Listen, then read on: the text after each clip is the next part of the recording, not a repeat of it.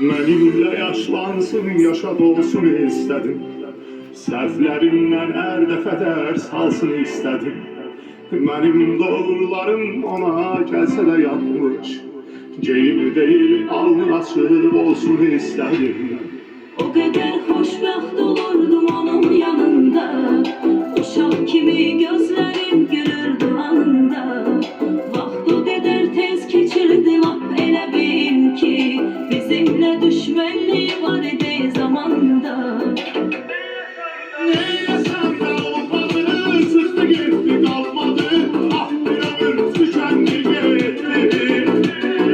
Beni hiç yandırmadı, geçme yandırmadı. Dert olur ki bezendi gitti. Neylesem de olmadı, çıktı gitti kalmadı. Ah bir ömür tükendi gitti. Beni hiç inandırmadı, gitmeyi yandırmadı. Dert olur ki bezendi gitti.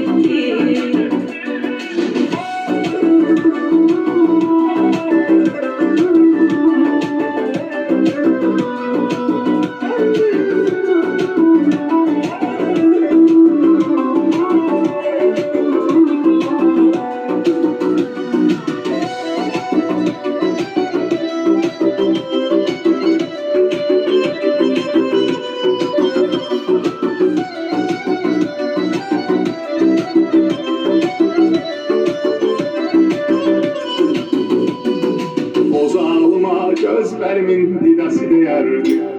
Məndən ən sonuncu odur gedəsi deyərdi. Kaş ki indi görməyə bir şansım olardı. Yoxdur ruhumun yaşamaq həvəsi deyərdi. Sevmediğini bildiğim anda